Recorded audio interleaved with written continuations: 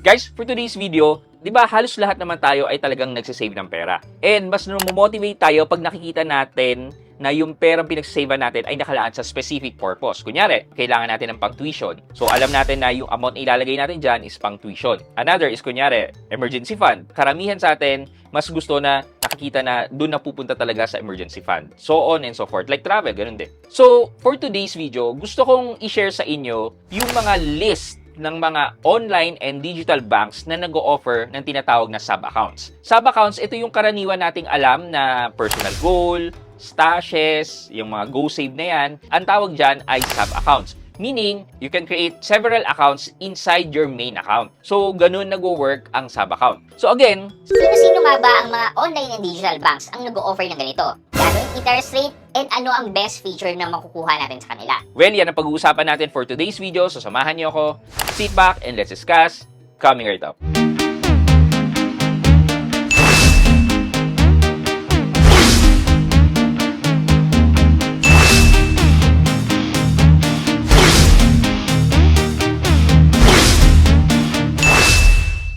Hi guys, this is Pat and you're in Pat Quintos Review TV. So if you're new to my channel, I do reviews about personal finance na meron akong experience or meron na akong knowledge na ginawa kanina ng videos and playlist na makikita nyo dito sa taas. At kung bago ka dito sa channel ko, you may want to consider subscribing to my channel. Okay, yeah. So hindi ko alam kung meron pa or gaano karami sila, but meron akong around 4 on top of my mind or sa listahan ko. So unahin natin si Maya Bank. Si Maya Bank, meron siyang savings, di ba? And then you can create a personal goal within Maya. Yun yung tinatawag nating sub-account. Kapag nag-create tayo ng sub-account with Maya, meron din tong separate na account number na makikita rin natin sa app natin. With Maya Personal Goal, you can create up to 5 sub-accounts. And each account has a limit of 1 million. So every account, tigwa 1 million yan. Ang maximum na pwede mong mailagay sa personal goal ay 5 million. The good thing here with Maya Personal Goal, or rather I should say, yung pinaka gusto ko dito sa feature na to, is yung mataas na interest. Before kasi hindi ganito ang interest niya. Though kung malaki ang pera mo, milyones, baka hindi rin okay to sa'yo. But kung ang pera mo naman ay nasa 500,000 and below, well, okay na okay itong personal goal. Bakit? Kasi sa Maya Personal Goal, mataas nga ang interest. Pero yung mataas na interest na yan ay cap up to 100,000. And this is without doing any mission. So ito po yung interest rate na makukuha nyo pag nag-open kayo ng personal goal with Maya. So, kuha na lang po tayo ng example dyan, from 80,000 to 100,000 pesos, you're given 8% per annum na interest rate. Pero nga, dahil up to 100,000 lang siya, hanggang dun lang ang mabibigyan niya ng interest na 8% nang wala kang gagawing any mission. Nasabi ko na kung 500,000 or less because you can create up to 5 accounts and with that 5 accounts, pwede ka maglagay ng tigwa 100,000 na mag-earn ng 8% interest. O di ba? Meron ba kayong naiisip na ganito nagpo-provide ng kataas na interest and customizable siya on the date na kung kailan mo gustong kunin? Wala, di ba? Another good thing with Maya Personal Goal is that if you plan to terminate the goal, makuha mo pa rin yung interest based on the number of days na naka-open siya. So, more or less, hindi ka naman lugi dito kasi anytime pwede mo siyang ma-terminate and hindi bababa ang interest. Ako, recently ko lang din na-experience so because nagpaplano na nga ako kung paanong gagawin ko sa pera ko due to the fact na nag-decrease na nga ng interest si Maribank. Okay, let's move on sa another. Kay GoTime. Si GoTime ay may tinatawag na GoSave. Dito naman kay GoTime, wala naman siyang kakaibang feature. It's just that bibigyan ka ng sub-account na papangalanan mo kung para saan yun and then mag-deposit ka lang, mag-save ka lang doon, mag-iipon ka lang para doon sa goal na yun. In terms of interest, 3%. 3% interest across, pati yung main savings ni GoTime, 3% din. So, walang pagbabago. Binibigyan ka lang nito para nakafocus ka sa goal mo na pang travel yan, pang tuition yan, pang bayad yan ng utang, etc., etc., etc. You can also create 5 GoSave accounts dito kay GoTime. And siguro, dahil wala namang kakaibang features, ang meron na lang dito ay meron daw siyang tinatawag na auto-save feature, wherein it automatically gets money on a specific date with a specific amount na nilagay mo dun sa inyong main account with GoTime. So, parang automatic na siyang mababawas dun sa main account nyo at napupunta na siya dun sa intended purpose ng mga GoSave nyo. Please, baka pwede naman kayo mag-subscribe and follow dito sa aking mga social media channel. Dito po sa YouTube, Facebook, TikTok, and even Instagram. So, please follow and support. Next on my list is si OwnBank. Biruin yun, si OwnBank ay meron ding parang personal goal. Tawag naman ni GoTime dito ay OwnWish. Own bank's own wish. Ganun din, nagsaset ka rin ng specific goal for that Wish or for that sub-account. Ang kinagandahan naman nito is that ang interest rate ng OwnWish ay 5.5%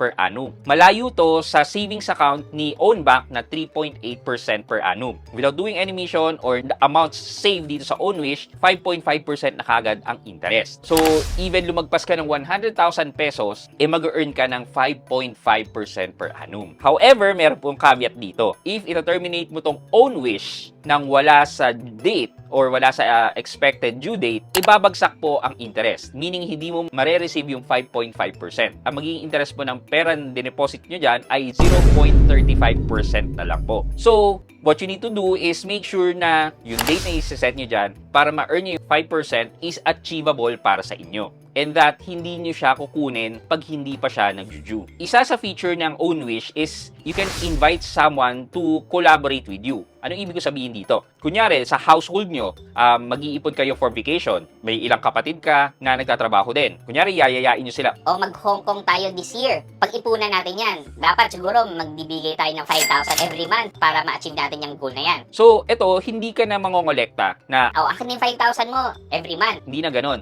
So, automatic na kapag meron silang own bank account and then in-invite mo sila dito sa OwnWish na to, pwedeng automatic na rin na mag-send ng pera or maglalagay sila ng pera dito sa OwnWish. Kunyari, 3 kayo magkakapatid na nagko-collaborate dito, so 3 kayo naglalagay ng pera dito sa OwnWish na to. Para siyang pool ng pera na hindi mo na nga kailangan mangolekta from each user every now and then. So, pwede nga automatic na rin siya magdededuct sa mga own bank accounts ng kasama mo sa bahay. Okay, last but not the least sa listahan ko ay si Tonic. Si Tonic ay may tinatawag na solo stash and group stash. So sa solo stash, ito yung mako-compare natin sa personal goal, sa OwnWish, GoSave. Yung solo stash yung kanyang equivalent. Wherein you can create up to 5 solo stashes na mag-earn ng around 4% per annum na interest. Siguro in terms of feature, yun lang, medyo mataas ang kanyang interest. Sa group stashes naman, ito yung katulad ng feature ng OwnWish na diniscuss natin, wherein pwedeng mag-collaborate yung ibang tao or pwedeng maglagay ng pera yung ibang tao na in-invite mo dito sa group stash. So, kung ang tanong, Sino naman ang magmamanage nito? Baka pwedeng withdrawin ng bawat kung sino-sino. well, ang magmamanage nito, yung nag-create ng group stash. Kunyari, ako yung nag-create tapos in-invite ko lang yung mga kapatid ko.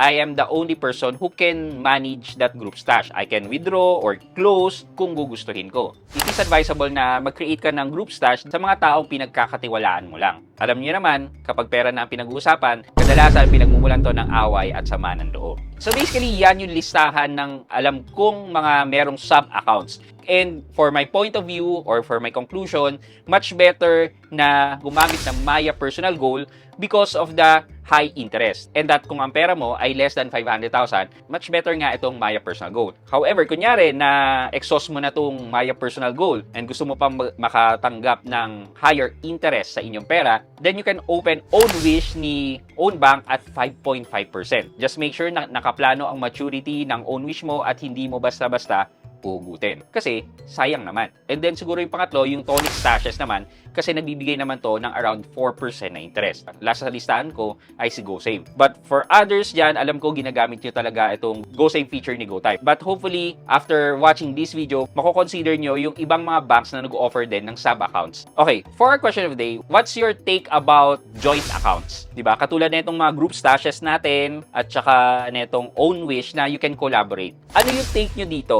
Okay ba tong feature na to? Okay ba na meron kayong ka-joint account? Or much better na sariling ipon nyo? Well, kami ng asawa ko, hindi naman kami nagme-maintain ng joint account kasi mas convenient sa amin yung iisang account lang yung ginagamit namin. Kayo ba? Ano yung take nyo about joint accounts? Let me know sa comment section sa baba for your chance to win 1,000 pesos sa ating weekly GCash giveaway.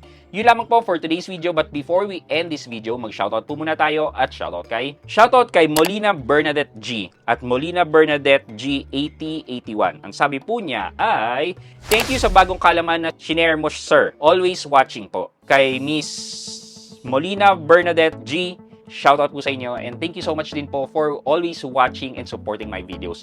Maraming salamat po. I hope you can like this video, leave a thumbs up, and if not, wala nang problema dyan, but continue to support me by subscribing to my channel by clicking the subscribe button and also the bell button sa tabi ng subscribe para mag-receive kayo ng latest notification sa lahat ng upload ko. Again guys, this is Pat Quinto and you're in Pat Quinto's Review TV. Bye-bye!